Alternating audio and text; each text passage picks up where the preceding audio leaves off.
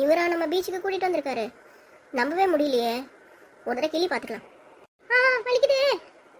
உண்மையாக தான் நம்ம இவர் கூட பீச்சுக்கு வந்திருக்கோம். ஆனால் எப்படி இவர் திடீர்னு ரொம்ப அன்பாக மாறிட்டாரு? கல்யாணம் ஆகி 6 மாசமா என் கூட சண்டை போட்டுகிட்டே தான் இருப்பார். அத்தை வந்த அப்புறமா இவர் ரொம்ப மாறிட்டாரு. என்னாச்சு இந்த பொண்ணுக்கு? இன்னைக்கு எங்கே போகலான்னு கேட்டதுக்கு பீச்சுக்கு போகலான்னு சொன்னா. சரின்னு ஆஃபீஸில் கூட பர்மிஷன் போட்டுட்டு இவள் பீச்சுக்கு கூட்டிகிட்டு வந்தேன். இவன் என்னன்னா தனியாக நின்று தானே பேசிட்டு இருக்கா. ஏய் சுபா, சுபா என்னங்க? எங்கன்னா வெளியே போகலாமான்னு கேட்டதுக்கு நீ தானே பீச்சுக்கு போகலான்னு சொன்னேன். இங்கே வந்து ஏன் தனியாக நின்றுட்டு இருக்க? இப்படி வந்து உட்காரு, ஏதாவது பேசுவோம். சொல்லுங்க. என்ன சொல்லுங்க? நீ ஏதாவது பேசு. நம்ம தனியாக பேசலாம் தானே பீச்சுக்கு வந்தோம். இங்கே வந்தோம் என்னைய பேச சொல்கிற? ஆமாம், இவர்கிட்ட பேச என்ன இருக்கு? வாயை திறந்தாலும் எப்போ பார்த்தாலும் வேலை விடுவார், இல்லைன்னா என்னை திட்டுவார். திடீர்னு அன்பாக பேசினா எனக்கு ஷாக்காக இருக்காதா இல்லையா? என்னம்மா? ஒன்றும் இல்லைங்க. நான் இங்கே வந்தோன்னே என்னோட சின்ன வயசு ஞாபகம்லாம் எனக்கு வந்துடுச்சு. சின்ன வயசில் பீச்சுக்கெலாம் போயிருக்கியா? ஆமாங்க, என் ஃபேமிலியோட பீச்சுக்கு வருவோம். அப்போ நானும் என்னோட தம்பியும் இந்த பீச்சில் இருக்க கிழிஞ்சல்களெல்லாம் கலெக்ட் பண்ணி வீட்டுக்கு எடுத்துகிட்டு போயிட்டு கழுவி அதை வச்சு விளையாடிட்டு இருப்போம். எனக்கும் என் தம்பிக்கும் போட்டி இருக்கும், யார் நிறைய கிழிஞ்சல்கள் கலெக்ட் பண்ணுறாங்கன்ட்டு. அந்த மாதிரி ஒன்று ஒன்றா எடுத்துகிட்டு போய் அதில் சிலதில் பூச்சிக்கு கூட இருக்கும். அதை வீட்டுக்கு எடுத்துகிட்டு போயிட்டு க்ளீன் பண்ணிவிட்டு மறுநாள் ஸ்கூலுக்கு எடுத்துகிட்டு போய் எல்லாருக்கும் காமிச்சு ஜாலியாக இருப்போம். என் வீட்டில் கூட அப்படி தான். நான் சின்ன வயசாக இருக்கும்போது நானும் என் தங்கச்சியும் வருவோம். நான் அந்த அளவுக்கு கிழிஞ்சல் எடுக்க மாட்டேன். ஆனால் அவள் நிறைய சங்குங்க கிழிஞ்சல்களை கலெக்ட் பண்ணி எடுத்துகிட்டு வருவான். சரி, உனக்கு எங்கள் வீடு பிடிச்சிருக்கா? உனக்கு நம்ம ரூம் ரொம்ப கம்ஃபர்டபுளாக தானே இருக்குது. உனக்கு ஏதாவது வீட்டுக்கு வாங்கணும்னு நினச்சேன்னா சொல்லு, வாங்கி நம்ம ரூமில் வைக்கலாம். எந்த மாதிரி பொருளுங்க? வீட்டுக்கு அத்தியாவசிய பொருள்னு இருக்கும்லம்மா, அந்த மாதிரி ஏதாவது. உனக்கு நம்ம ரூம் எப்படி டெக்கரேட் பண்ணணும்னு நீ நினைக்கிறியோ அந்த மாதிரி ஏதாவது சொல்லுமா. எக்ஸாம்பிள், இந்த பில்லோ கவரு, பெட் கவரு, அந்த மாதிரி ஏதாச்சும் உனக்கு மாடலாக சேஞ்ச் பண்ணணும்னா என்கிட்ட சொல்லு. அதுக்கேற்ற மாதிரி நான் உனக்கு வாங்கி தரேன். அதெல்லாம் வேணாங்க, இப்போ இருக்கிறதே நல்லா தான் இருக்குது. எது வேணாமா உனக்கு? ஏங்க, அந்த வாஷிங் மிஷின் பின்னாடி சும்மா தானே இருக்குது. என்னால் தினமும் அவ்வளோ துணிங்கெல்லாம் துவைக்கவே முடியலைங்க. எனக்கு ஏற்கனவே சளி பிரச்சனைலாம் இருக்குது. தயவு செஞ்சு துணிங்கெல்லாம் அந்த வாஷிங் மிஷினில் போட சொல்கிறீங்களா உங்கள் அம்மா கிட்ட? சரி, நான் எங்கள் அம்மா கிட்ட பேசி பார்க்குறேன். அவங்களுக்கு என்ன பிரச்சனைனா, துணிங்களை வாஷிங் மிஷினில் போட்டால் கலர் போயிடுதான். அதனால தான் கையில் துவைக்க சொல்கிறாங்க. மற்றபடி ஒன்று வேலை வாங்கணும்னா அவங்களுக்கு என்ன கிடையாது. எங்கள் அம்மா ரொம்ப நல்லவங்க. ஆமாம் ஆமாம், உங்கள் அம்மா இவ்வளோ நல்லவங்கன்னு எனக்கு தெரியாது. 6 மாதமாக பார்த்துட்டு தானே இருக்கேன். என்ன நீ வாய்க்குள்ளேயே பேசிகிட்டு இருக்க? காதல் விடுற மாதிரி பேச மாட்டியா?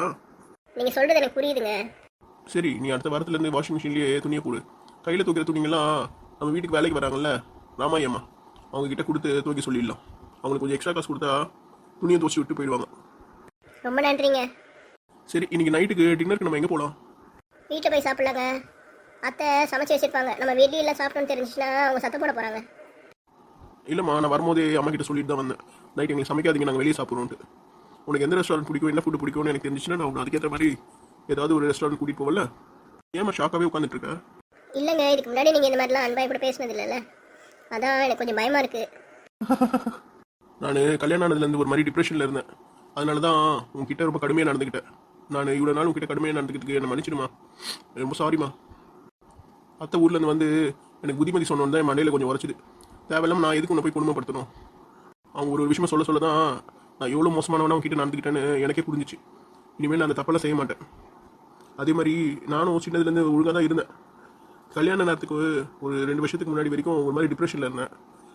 அந்த டைமில் கல்யாணம் ஆனதுனால அந்த வெறுப்பெல்லாம் நான் உங்ககிட்ட காமிச்சிட்டேன். பரவாயில்லைங்க, எனக்கு புரியுது. இனிமேலாவது நம்ம வாழ்க்கையில் எந்த சண்டை சச்சரவு இல்லாமல் சமாதானமாக இருக்கணும்னு நினைக்கிறேங்க. எங்கள் அம்மா வீட்டில் கூட எனக்கு அந்த அளவுக்கு சந்தோஷமான வாழ்க்கை கிடையாது. புகுந்த வீட்லையாவது நிம்மதியாக இருப்போம்னு நினச்சி தான் கல்யாணம் பண்ணிட்டு நானும் வந்தேன். ஆனால் இங்கேயும் அதே மாதிரி இருக்கும்போது எனக்கும் ரொம்ப கஷ்டமாக இருந்ததுங்க. இப்போ நீங்கள் மனைவிட்டு பேசும்போது எனக்கு கொஞ்சம் சந்தோஷமாக இருக்குது. மேனேஜர் வேறு நேரங்காலம் தெரியாமல் ஃபோன் பண்ணுறாரு. நான் தான் இன்னைக்கு பர்மிஷன் சொல்லிட்டு வந்தேனே, திருப்பி ஃபோன் பண்ணால் என்ன அர்த்தம்? கொஞ்ச நேரம் இருமா, என் மேனேஜர் ஃபோன் பண்ணுறாரு, நான் பேசிட்டு வந்துடுறேன். ஹலோ சார், சொல்லுங்கள் சார். எக்ஸ்கியூஸ் மீ பொண்ணு, டைம் என்ன ஆச்சு? அது 6:30 மணி ஆச்சுங்க. 6:30 மணி ஆச்சு தெரியுதுல்ல. இந்த மாதிரி பீச்சில் தனியாக உட்காந்துட்டு இருக்க. எந்த ஊர் நீ? எங்கேருந்து வர? அச்சோ, யார் நாள்? எதுக்கு இந்த கேள்விலாம் என்கிட்ட கேட்டுட்டு இருக்காரு? சார், இதெல்லாம் நீங்கள் எதுக்கு கேட்குறீங்க? உங்கள் வேலையை பார்த்துட்டு போங்க. அப்படி எப்படிப்பா போக முடியும்? இந்த நேரத்தில் தனியாக ஒரு பொண்ணுங்க உட்காந்துட்டு இருந்தா என்ன ஏதுன்னு கேட்கணும்ல. நான் ஒரு குடிமகனாச்சே, அதெல்லாம் கேட்காம எப்படி போவேன்?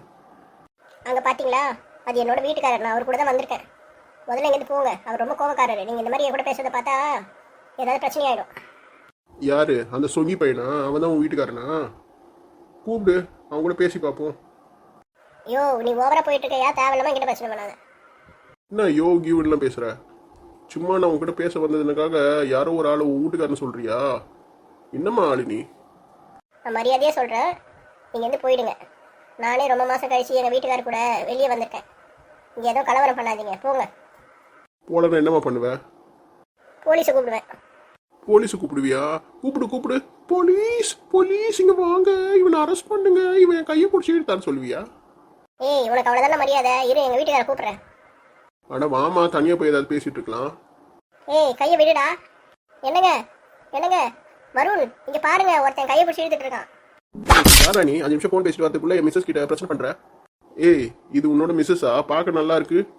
நீ என்னவோ உதறி வச்ச குறியில மாதிரி இருக்க. இது போய் உன் பொண்டாட்டின்னு சொல்ற? பார்க்க பச்சைக்கிளி மாதிரி இருக்கா அவ.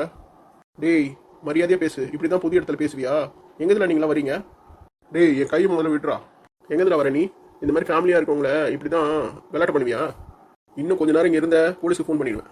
ஏய், என் மேலே கை வச்சுட்டு உன்னை என்ன பண்ற பாரு. இனிமேல் இந்த பக்கம் வந்த உன்னை தொலைச்சுவேன். ஏய், என்னைய வாடா அடிச்சுட்ட? இருடா, என் ஃப்ரெண்ட்ஸுங்களாம் கூட்டின்னு வந்து உன்னை ஒரு வழி பண்றேன். ஏய், தைரியம் தான் ஒத்தி வாடா. இருடா, இன்னும் 1/2 மணி நேரத்துல ஆளுங்களை எல்லாம் கூட்டின்னு வரேன். வந்தனும் அவ்வளோதான், ஒழுங்கா ஓடிடு. வருண் வருண், போதும் போதும், அவனை ஒன்றும் பண்ணாதீங்க, எனக்கு பயமா இருக்கு. ஏய் சுபா, பயப்படாத, ஒன்றும் இல்லை. ஐயோ, பெண்ணை நிமித்திட்டானே.